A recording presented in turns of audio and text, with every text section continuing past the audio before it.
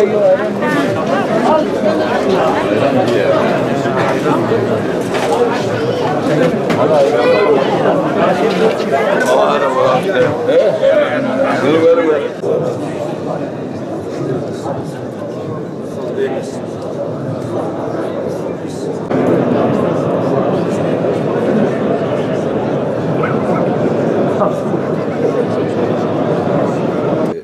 Temmuz olayı, bu bizim Hazreti Resulullah'ımızın ilahi kelimetullah davasına, yani medeniyetleşmesine, dünyada ağırlık kazanmasına ve bu La ilahe illallah Muhammedur Resulullah mesajının tüm insanlığa ulaşmasına engel olma hareketidir aslında o.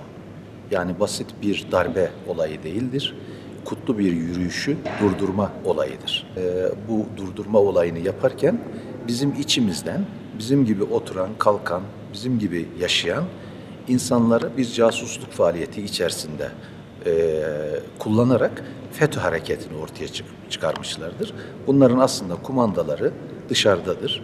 Aslında onların bu işi yapmaları onların desteği olmadan da mümkün değildir. Ne kapasiteleri ona müsaittir ne de o işi yapabilecek cesaretleri vardır. Onlar dışarıdan kullanılarak eğriyi doğru kılıfına sokarak insanımızı kandırmaya çalışmışlar. Beceremeyince de bu darbe işine başvurmuşlardır. Bu sebeple bu seneyi devriyesini 15 Temmuz'un halkımızla birlikte yaptık. Müftülüğümüz olarak da biz şehitlerimizle ilgili bütün programın içindeyiz zaten. Baştan sona çok şükür. Şimdi bu FETÖ olayı giderken aynı zamanda değerlerimizi de kirletmiştir. O nedir? Mesela imam kelimesini kirletmiştir, vaiz kelimesini kirletmiştir, himmet kelimesini kirletmiştir, kurban kesme ibadetimizi kirletmiştir.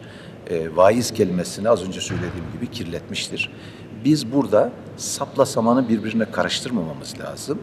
Bu meşhum olay, bu terör örgütü, FETÖ terör örgütü üzerinden Müslümanların kadim medeniyetinde var olan değerleri bununla kıyaslayarak değerlendirmememiz lazım.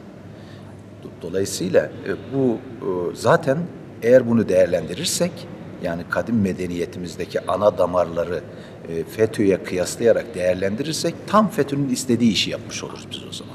Onu değerlendirmemek lazım.